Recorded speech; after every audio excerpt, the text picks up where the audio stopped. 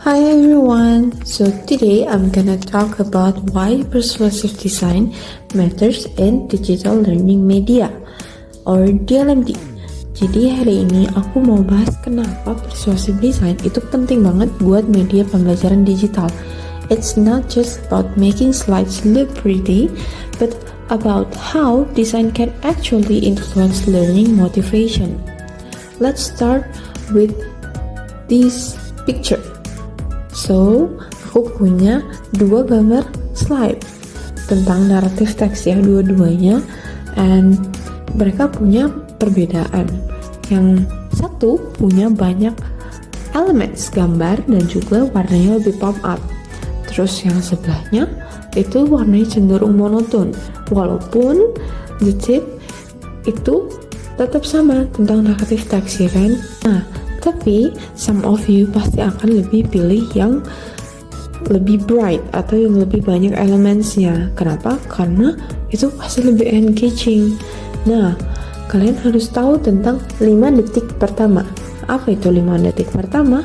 5 detik pertama itu adalah ketika siswa melihat media pembelajaran kalian, mereka akan mendefine, oh, teacher ini punya materi yang bagus kayaknya, atau teacher ini punya materi yang menarik, aku mau dengerin lebih deh.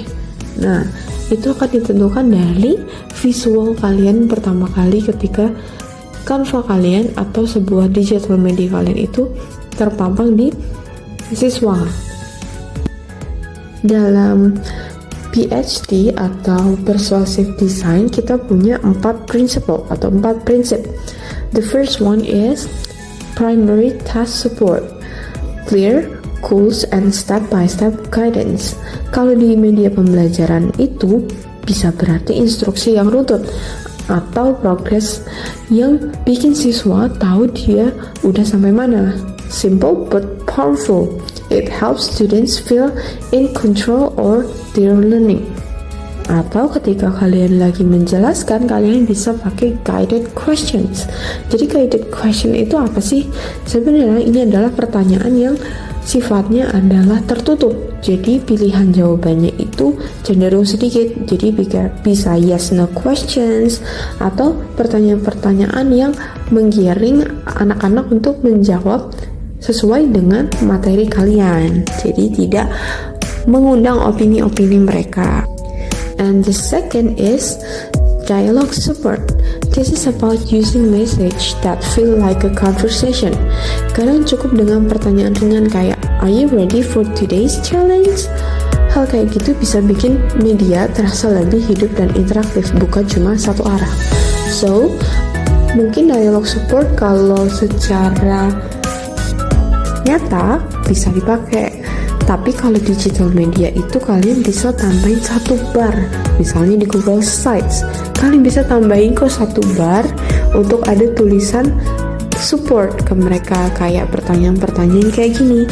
So, ini mengundang positive affirmation buat mereka, atau mereka juga merasa media kalian lebih hidup karena ada pertanyaannya, kalian seems like care with them.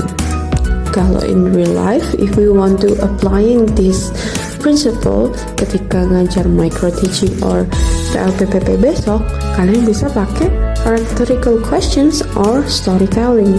Jadi kalian bisa cerita dulu yang berkaitan dengan materi kalian hari itu, atau kalau bisa pakai rhetorical questions. Nah, ini adalah open questions. Jadi ini ada bedanya dengan guided questions tadi. Rhetorical questions itu untuk membangun opini mereka, atau kalian bisa measure seberapa jauh pengetahuan siswa-siswa kalian. Third is system credibility. A clean layout and reliable information make your media more trustworthy. Desain yang rapi dan konsisten bikin siswa percaya sama kontennya. Because when learners trust the system, they'll stay longer and engage deeper. Jadi sebenarnya ini bukan berarti desain kalian itu harus pakai warna-warna yang plain or you cannot use any elements. Boleh, tapi usahakan informasi yang kalian mau sampaikan itu jauh lebih besar. For proporsionalnya, atau gunakan font-font yang mudah untuk dibaca oleh siswa. Jadi usahakan font tersebut bisa dibaca dari jarak dekat maupun jauh, dan usahakan menggunakan warna-warna yang cenderung pop up. And of course, social support. Add elements like rewards, collaboration, or peer feedback.